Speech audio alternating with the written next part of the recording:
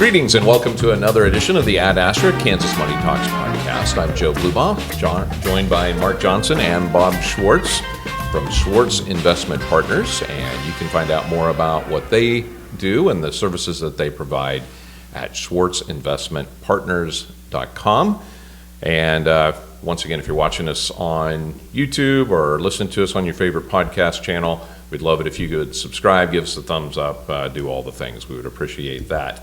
As we're recording this, it is actually the day before Valentine's Day, and in the theme of Valentine's Day, we're going to do a show that's talking about money with your spouse. And yes, we want this to be a constructive thing, not a destructive thing. So sometimes when you talk money with your spouse, it can be a little challenging. So we're going to talk about some things that maybe some tips and different things you can do as you talk about money with your spouse. It is Friday the 13th. Oh, it is Friday the 13th. Yes, That's a good point. So only good luck on this podcast today, Bob. So you've been doing this for a lot of years, and you've been married for a long time as well. So it is definitely something that is important, and you've seen it with clients that you've worked with. Tell us about kind of that dynamic with spouses. You know, Mark and I, you know, the great thing about what we do for a living, or one of the great benefits that I've received over my 49 years, is seeing what how people handle their finances. And of course, we get to see train wrecks, but we see far more people that you go, wow, I want to implement that into my financial life. And but there's all kinds. There's saver, spender. In terms of spouses, you know, both of them save, or both of them are spenders. And then there's saver, spender, which is probably, from the education that I have received, that's probably the best one. You agree with that? Yeah. Yeah. I think that there's lots of different ways that, you know, couples treat money, and that there's lots of ways it can work. And there's also some ways that do not work. Yeah. You know, the bad thing about saver is they never can. They have a hard time enjoying the fruits of their labor. And you know, that's as long as that doesn't bother them, that's fine. But we've got clients that basically don't go anywhere, that could go anywhere they wanted, but they're savers. Yeah, that's okay. Yeah. So, Mark, as we kind of look at this, there's always been a dynamic. You know, I've been married for a long time as well. There's always been a dynamic with our spouses when it comes to money. As Bob said, healthy, sometimes unhealthy, but it is really something that's critical in any kind of partnership, a marriage, you know, long-term relationship, whatever it might be, is that money piece of it. Let's talk a little bit about talking to your spouse, or you know, what are some of the areas that when you want to talk to your spouse about money, what are some of the areas that you can look at? You know, one of the first things that I think of is, you know, have you guys talked about your budget? Have you talked about what you're spending money on without it being a critical situation? You know, are you going into the situation being like, why did you spend money on this? Blah, blah, blah, blah, blah. Instead of maybe at the end of every year or quarter or whatever, and being like, hey, you know, we spent this much money going out this month. You know, maybe we should try to cap that at this amount for the next 3 months and see how that works. Instead of being accusatory to your spouse, unless obviously, you know, it's something terrible, you know, but going about it the way of, hey, let's evaluate our goals with our budget. So one of the best ways is to do that, like at the end of each year. Look at your whole year's worth of spending, not just 1 month. You know, obviously, like your Christmas spending might be a little different than what you spent in April or June. You know. Well, I heard two things in what you just said. The first one was communication, and that's huge. I mean, you have to be able to communicate with your spouse. That doesn't mean just talk about money. That's in general, you need to be able to communicate with your spouse. But you gave the tool to help them communicate too, and that's a budget. because if you can sit down with your spouse and create a budget, you're going to have to communicate out what's important to you. Maybe you are that saver, and having that line item where money is going towards retirement savings every month is critically important to you.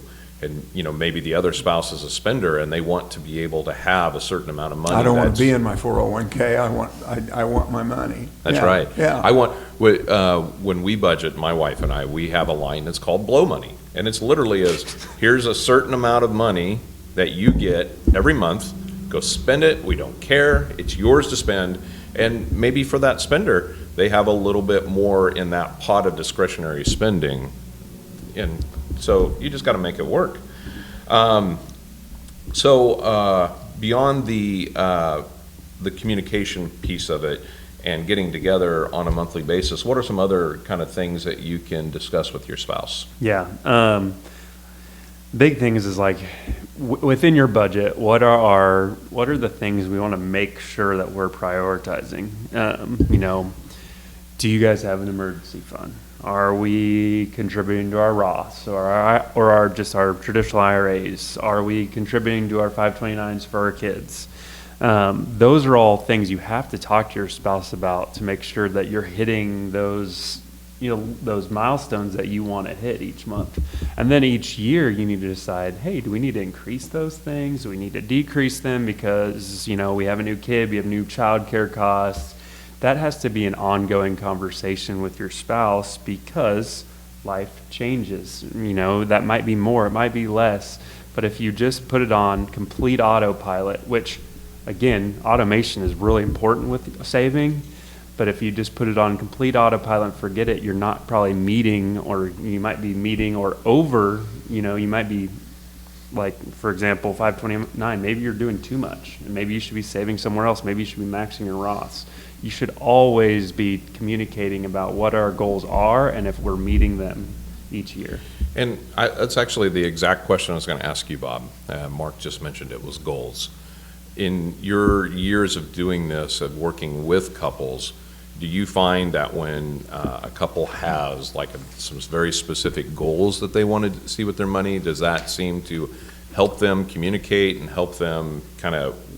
Yeah, one thing that comes to mind when Mark was talking about there was the fact that if you have when people come in and see us, we have a game plan for their money.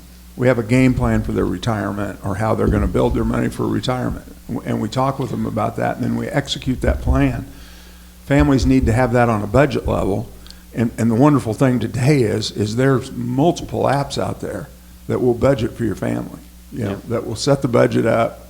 And if you are a couple that are struggling doing that, get on there and put it on autopilot and make that application work for you and help you do what you want. It makes me think about, the way I think about budgeting is a lot like dieting. Early on when you're dieting, you need to understand where your calories are coming from to lose weight. You probably should track everything you eat to figure out what you need to cut. It's the same thing with budgeting. Maybe for a year or maybe for 6 months, you need to track all your spending.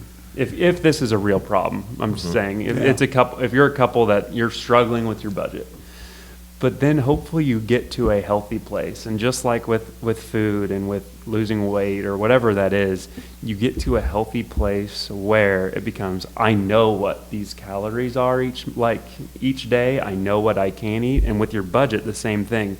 I know what we're doing. I maybe don't need to track every single thing. I can look at our statement at the end of each month and see how we've done. Have we overspent? Have we underspent? And that's really where a sweet spot occurs with you and your spouse being able to talk about money, where it becomes, we understand our spending together. And it doesn't have to be we got to sit down again on this Sunday night and argue about it. And we have to argue about every single thing we bought. Yeah. It becomes hey, it seems like we overspent a little bit. Should we look at that and see what we kind of did? See where it was at. It becomes a lot easier that way, and it becomes an easier conversation. There's I used to, and I still give them out on occasion. It's called Capital Record Book, and it's a You open it up and it's got everything you can imagine to spend money on, and you chart it out. I did that when I was young because we were struggling, and it helped us right our ship. And this is before, that's probably when I was 23 years old. I don't know who turned me on to it, but I've turned a lot of people onto it. Well, I gave my youngest son one when he went to work with us, and he's now, this month he turns 34, and he has filled out one ever since he was 22. Every day he sits down and writes down what he spent. And you want to talk about being on top of his money. And if you have that discipline, if you force yourself, and he did not have that discipline at 22, but if you force yourself into it and it becomes a habit, it's like diet. Yep. It's easy to maintain weight if you get a blueprint that you can follow. It's easy to follow a budget once you get comfortable with it and see where your money's going. So I love what you guys just said. Perfect. I mean, you're absolutely correct on everything. But I'll be the cynic in the room. Yeah. There are some people that heard what you just said and went, oh my gosh, that makes me shudder to think of an hour a week spending focused on money. It's just, so let me ask this question. Is there a way to make this kind of fun? Can you find ways that you can make it maybe enjoyable? Maybe, for example, maybe this person that really doesn't like to think about the money piece of it loves to travel. Is there a way that you could potentially, hey, here's our budget. We're going to put in all of our excess money that we save each month, we're going to put towards a travel. Discretionary travel fund. Right. Yeah. Is maybe something like that? Yeah. Are there ways to make it enjoyable? Yeah. I'd say the first thing is, if you're someone that is like, that sounds terrible, then don't do it that way. And there's lots of different ways to do things. Do it once a month, maybe just go and just look at a broad overview. Let's say you guys use the same credit card, or same debit card, whatever that is, whatever you use to spend. Almost every one of them now breaks down what you're spending on. It can easily tell you you can easily kind of check out what. How much did I spend on entertainment? And maybe that's where you start with, and then you bundle that with like, hey, every couple months we're going to go on a really nice date night. After we we're going to celebrate with our, we're gonna have a family meeting, a couple meeting, and then we're going to go out for dinner, date night. Yeah. And just easy like that. And obviously, that again, not every couple's the same. Not every couple finds enjoyment out of, you need to find what works for you with all these. You need to find which one is the one that wants to do that. It just one of one of those two people, and generally in most couples, one enjoys that, Joe, and one doesn't. Yeah. So that would be me. You take Joe, Bob, Mark. We're all three the same in this sense. We get our excitement out of watching something grow. So if it's $50 a month in a investment account, watching that grow helps us. But that's not true at my house.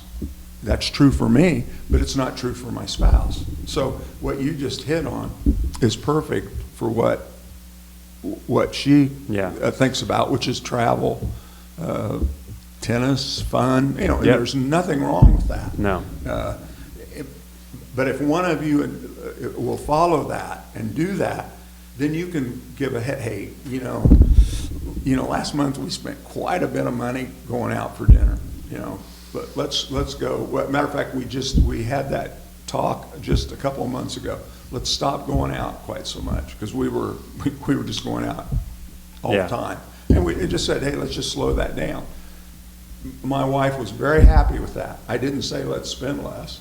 I said, let's eat at home for a while. Yeah. And it's so funny you should mention that, because Mark talked about tracking your expenses, and when kind of a personal story, but it's one I love to tell. When we were young, my wife and I, and we had no money, we turned it around when we started budgeting, and we did exactly what you said. We tracked our spending. We didn't know where our money was going, and we found out we ate out way too often, and and it's so funny, because that's where our financial lives changed for for the better. Isn't that amazing? And all we did was just cut out. We didn't cut it completely out. We just got control of it, Yeah. so to speak. Yeah. And, other than that, our lifestyle has stayed exactly the same. But anyway, I digress. And what we want to help people do, the end run of talking about budgeting, and I think this is terribly important. The end run about budgeting is if you'll do it up front in your relationship with your spouse, if you'll do that budgeting up front, when you reach retirement age, you won't have to pay attention. And You're going to be on top of it. And Mark, you can attest to this. People that don't have to pay attention to their spending because they've got in their head what they can handle and they've got plenty of money, that's a really, really good feeling. Yep. As a couple. Well, yeah, just going into retirement, knowing how much your family needs every month, having a game plan, being a coach, having the scouting report ready to know exactly what you're going to face. What's going to each jump month. up here? Yeah. There might be a long-term care defense jumping up here in 20 years. That all is huge. And when we see retirees come in and they sit like this and they're relaxed because they know they're there. Yep. It's a lot better than, am I going to be able to retire? Yep. Or am I going to run out of money? Yep. Yeah. What age am I going to run out? Yeah. When do I need to die? Yeah. And quite honestly, for young people listening, if you'll take care of this up front, you can be still young and not have to be concerned about it because you'll have built a lifetime plan. Well, let's talk about that because it's a good segue because in any given couple, what's enough, in air quotes, what's enough can be completely different for each individual person. Yeah. One person might feel like enough is we're there. And another person's like, oh, no, I need to keep working for another 10 years at least. We have clients that have such a small amount of money that people would just almost faint to think that they had to live with that small amount, yet they're very, very happy because they got all they need. Yeah. And and then here's the other bad thing about saver, which we were talking about a little bit earlier. There's never enough. The number never gets large enough. And that's a problem too, in the sense of it's not going to be a problem for your kids because they're going to inherit a lot, but it's, you're not really getting the enjoyment, what you work so hard to do. Yeah. Right.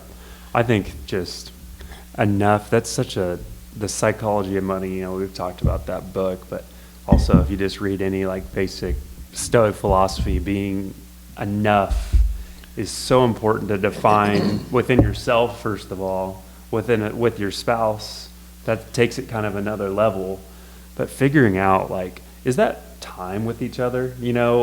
There should be a certain amount of money that, obviously makes us feel secure, but enough should, don't we want to spend time together, or do we want to be done working at a certain amount? That's what those conversations should be focused on. Is it getting to a point in my career? Those are all those conversations where you should find where common ground. Yeah, this for us right here, this works, and this is enough, and we're happy. Because you hit it on the head. There's so many people that have retirements that you would be like, they don't have $3 million and they can't take this much money and go travel the world. Well, guess what? He's going down the road and he's fishing every day at his house that's paid for, and he's having his steak that he's eating for himself. You know what I'm saying? He is happy. Yeah. That person is happy, and they have found what is enough for them. Right. Yeah. And I think that is a really important question to talk to your spouse about when we talk about this episode. Is do we want to retire? We've talked about FIRE. Do we want to retire at 50 and we want to, go and live in a van and go travel the world, or what do you want? And that's probably going to change year after year as your family grows, as you grow. How old were you when you were 16 years old? What age were you going to retire? If somebody would ask you that at Seaman High School or at Wheatland High School or at Onega, I know what my answer would have been. I'll be retired by the time I'm 40. It changes as you age. I'd be like, what's retirement? One of the things that you talked about, Mark, that's so important, and if you have a spouse that you can't get on the right page, I mean, otherwise you just kind of buck heads a little bit. Talking about goals is one way to circumvent saying we're spending too much money or we've got to stop spending money here. To say things like, honey, how old do you want to be when we retire? Do you want to retire as early as possible, or do you think we want to work, until we're 70? Because for your age group, that's what Social Security I would predict is going to be. Yeah. And so, are we going to work till 70? Well, you've set a goal. If he or she answers, you've got kind of a working place to go. Well, we probably need to add a little bit to our 401k at work in order to reach those goals, or we need to start. Mark gets sick of probably hearing me say this, but where we start out where we know we can handle it, and then increase it every year. Yeah. And kind of like boiling the frog. You start out cool and start warming it up, and pretty soon you're saving a lot of money. And the other thing I'd add to that is then have that conversation of, hey, this is what we want to do. Okay, we have this goal of, let's say, we both want to be done working at 60, 62, 63, 64, whatever that is. Okay, what's your purpose after that? What do we want as, maybe, do we want to be grandparents? Okay, what if your kids don't want to have kids? Okay, it's like, would we want to continue working? I think those are real conversations that you should have with your spouse, because as someone, Bob works for his purpose. He likes what he does.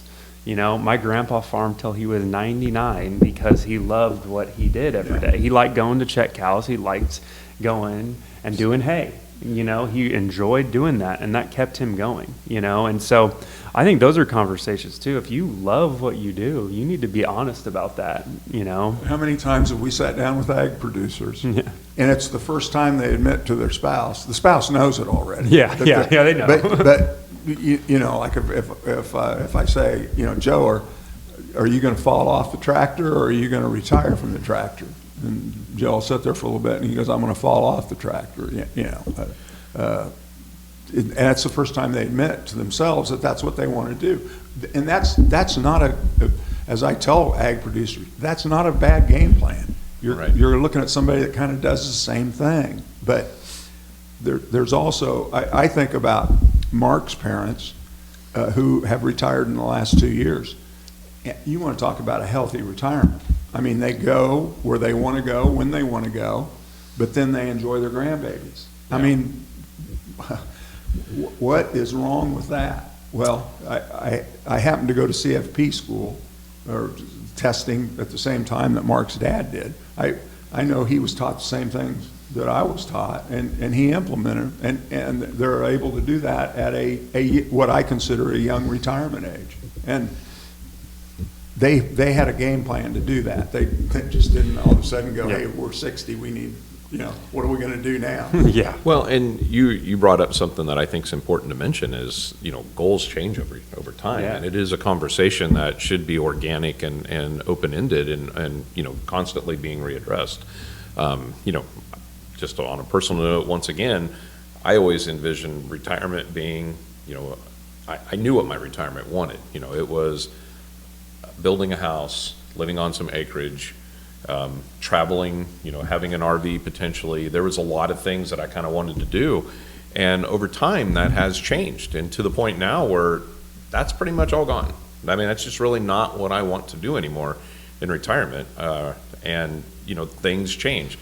We don't have grandkids yet, but, we're probably getting closer. Mm-hmm. And I think that, our goals will change again once we have grandbabies that we get to spoil and visit. The important thing that you just brought out there, Joe, you basically have a totally different game plan than you did when you started your savings. Correct. The fact that you started a budget with a savings plan, with goals, helped you reach and change those goals as time went by, and assess where things are going. And that's important. And it's never a shock to anybody in the relationship. There's never a time where, what? You want to do that? Yeah, You know? yeah, Right. Really, that's important to you? Yeah, like that- I've heard that a couple times. Yeah, we should like that's where you want to avoid. You want to retire at 65? Yeah, you want to work till you're 65? I don't want to. Yeah. We hear all those things. Well, let's turn the tables just a little bit as we wrap up the episode here. You know, I'm sure the majority of the people that come in to see you are in better position than most. But I'm sure you've also had some folks come in and, you know, it's not good. And the financial picture is not good. So let's talk just a little bit about that when it comes to spouses that are dealing with potentially debt, or, you know, maybe they're just not on a track to be able to retire and meet their goals. Communication is just as important at that point, wouldn't you say? Well, yeah. I mean, the first thing is when you're dealing with, you know, credit cards or student loan loans, debt, sure, is be honest about it. Be honest about it up front in your relationship. Like, these are things I have. These are things we have to deal with. If you don't do that right away, that's a big red flag. Yeah. And those are high interest debt that needs to get taken care of. And if you're in a positive, healthy relationship, that's something that you guys should attack together first. And the biggest thing is, and you hear this a lot, is I've not personally seen this from people I've been around, but you hear this of, why would I pay your debt or help with your debt? Weaponizing that against that person, of making them feel uncomfortable, or like, that's your paycheck's going to go towards that. Yeah, you've put a wall up in your relationship. Yeah, for something, you know, for example, student loan, okay? They may be taking out a bad student loan when they're 18, they didn't have good financial guidance, and they're dealing with that. Well, if that person's honest with you about it, make a plan, set a budget, work through it like we've talked about. But when you start hiding that from people, or you're hiding anything to do with, you know, hey, I didn't get paid last month, or I didn't, Pay my credit card. I didn't get it done, and that becomes a hide. Instead, it compounds the problem, you know. We talked about compounding, that obviously goes the opposite way too. Another brick in the wall. Yep. And that can create real problems in relationships with money. So as we kind of bring this episode to a close, there's been a common theme through it. I mean, it's not rocket science here. Communication and being open and honest with Having a budget. your life partner. Yeah, budget is a great tool of that as well. It is obviously extremely important. So we hope that this has given everybody some thoughts on how to communicate with your partner. It is critically important. We've said this before on this episode. We kind of have 3 different generations here, and that is one thing that's in common in all 3 with our spouses, is that communication is extremely key. Mark, Bob, thank you very much. Didn't say it earlier, but Bob, welcome back from your vacation. It's good to be back. Yeah, Had a hope it good went time, well. but it's great to be back. Yep. So once again, if you would like to learn more about what these gentlemen might be able to help you with, schwartzinvestmentpartners.com is where you can find some information for them. They have offices in Victoria, Kansas, as well as Silver Lake, Kansas. And once again, give us a thumbs up, subscribe to us. We would really appreciate that. And until next time, happy Valentine's Day, and thank you very much. Thanks Thank for you. watching. Yep.